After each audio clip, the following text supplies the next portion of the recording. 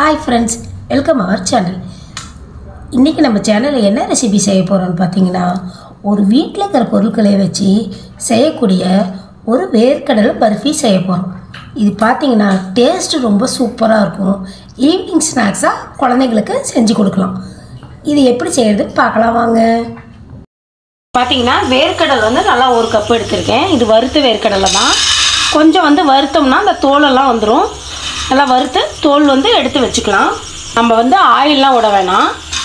ஆயில்லாம் விடாதே நல்லா வந்து ரோஸ்டட் பண்ணி இந்த தோல் உரிக்கிறதுக்காக தான் வறுத்து எடுத்து வச்சுக்கலாம்.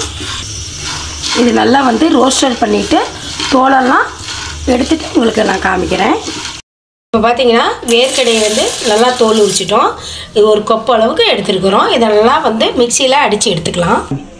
இப்போ பார்த்தீங்கன்னா இந்த அளவுக்கு வந்து நல்லா நைஸாக நம்ம அரைச்சிக்கலாம். இப்படி தான் இருக்கும் பதம். இருக்கட்டும், நம்ம வந்து சக்கரை பாகு வைக்க போகிறோம். சக்கரை பாகு காய்ச்சி இப்போ அதில் போட போகிறோம். அப்போ வந்து நல்லா வந்து இந்த கட்டிலாம் மிக்ஸ் ஆகிடும். இப்போ பார்த்தீங்கன்னா தவா வச்சுட்டேன். ஒரு கப்பு வேர்க்கடலை நாம் எடுத்தோம். இதில் வந்து 3/4 கப்பு சர்க்கரை சேர்த்திக்கலாம். இப்போ வந்து சர்க்கரை மூழ்கிற அளவுக்கு தண்ணி சேர்த்திக்கலாம். இது வந்து பாகுப்பதம் ஒரு கம்பி பாகுப்பதம் வரணும்.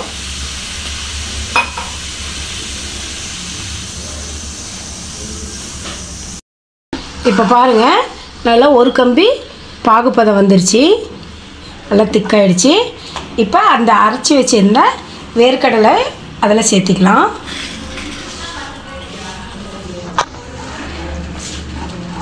சேர்த்து வந்து நல்லா கலக்குங்க. கட்டிலாம் வந்து நல்லா உடச்சி விட்டுருங்க. இந்த சக்கரை பாகுலேயே நல்லா வந்து கரையணும்.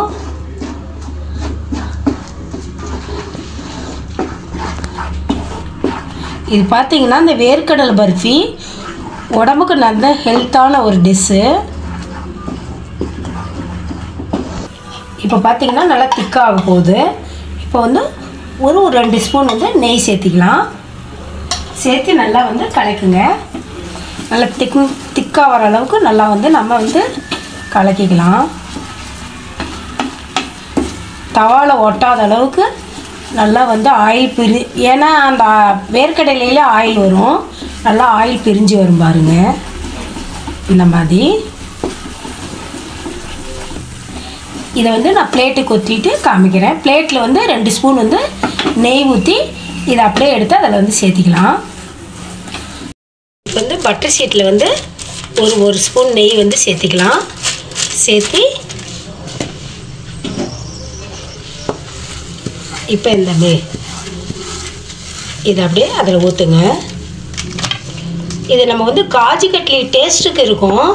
ஆனால் வேர்க்கடலை பர்ஃபி சூப்பராக இருக்கும். வீட்டில் இருக்கிற பொருட்களே வச்சு சூப்பராக வந்து நம்ம தயார் பண்ணிட்டோம். இப்போ வந்து இது வந்து ஷேப் பண்ணிக்கலாம். இப்போ பாருங்கள், எடுத்து கொட்டினோன்னுமே இந்த மாதிரி வந்து பட்டர் ஷீட் இருந்தால் நெய் தடவி இதில் நம்ம ஊற்றிக்கலாம். இது வந்து ஒரு 1/2 hour வந்து நல்லா அந்த ஹீட்டு வந்து அடங்கணும். அடங்கணுமே வந்து ஆறுனனுமே நம்ம வந்து கட் பண்ணிக்கலாம்.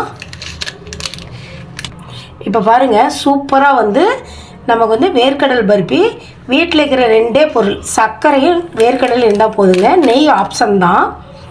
இருந்தால் சூப்பராக வீட்லேயே வந்து குழந்தைங்களுக்கு தேவையான ஸ்வீட் ரெசிபி, ஹெல்த்தியான ஸ்வீட் ரெசிபி தயார் பண்ணிடலாம். இப்போ பார்த்தீங்கன்னா சில்வர் லீஃப் இருந்தால் இது மேலே வந்து போட்டுக்கோங்க. இப்போ பாருங்கள், சில்வர் லீஃப் ஒட்டிட்டோம். இது நல்லா கொஞ்சம் ஒரு 1/2 மணி நேரம் வந்து நல்லா ஆறணும். ஆறின வாட்டி நம்ம பீஸ் போட்டுக்கலாம். இப்போ பாருங்கள், நல்லா வந்து ஆறிடுச்சு. இப்போ வந்து பீஸ் போட்டுக்கலாம். இப்போ நமக்கு வேணுங்கிற அளவுக்கு நம்ம ஸ்கொயர்டாகவும் போட்டுக்கலாம், சதுரமாகவும் போட்டுக்கலாம். நான் பாருங்கள் இந்த மாதிரி பீஸ் போட்டுக்கிறேன்.